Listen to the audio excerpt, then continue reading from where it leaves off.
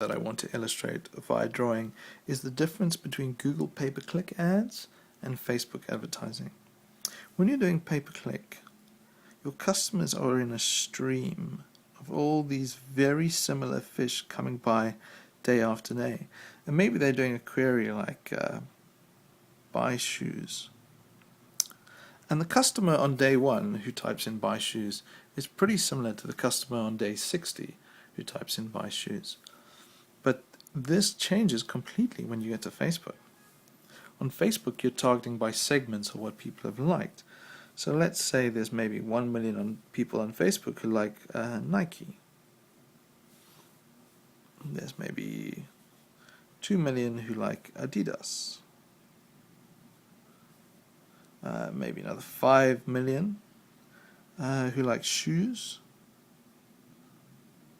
And maybe 3 million people who like fashion. And these are the different ways on Facebook you would target your users. And you now have two variables. You have the variable of your advertising, what you're doing, as well as the variable of each of these little segments of users. So what this means in the grander scheme of things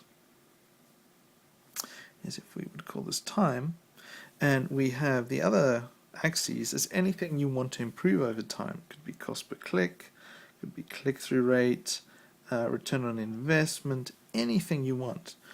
On Google, basically you're going to see everything you care about slowly growing. And that's because you're making your ads better, your landing pages better, the variable that you control you're making a bit better, and the customers over time are very stable. So you only really have the one variable which you can control and make better. This, however, is completely different when we get to Facebook. So if I were to draw this for Facebook ads, you're going to see something completely different.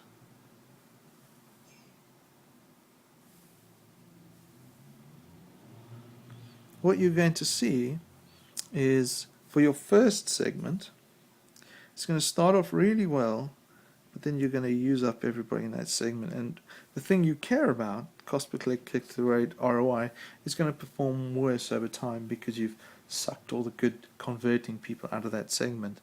And then you move to your second best segment, and you do well, and then over time it drops off. And your third best segment does quite well at the start, and then over time it drops off, because at each time you go to the pool, you cherry pick from the pool and take the best converting people out of it. And then you come down here, and over time you're just going to new segments, and each time you go to a new segment it starts out well, and then the things you care about trail off over time. So if I added our original line back in here, you'd see that the numbers and the data you're getting back changes over time quite drastically in Facebook, normally trending downwards, whereas in Google you have a very stable source of traffic that you can use very well.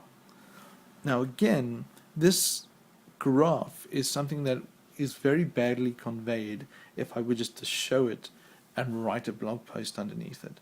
But because I build it, it becomes a lot clearer to understand what's going on in this quite a complex concept of how click-through rate or cost per click changes over time in different systems.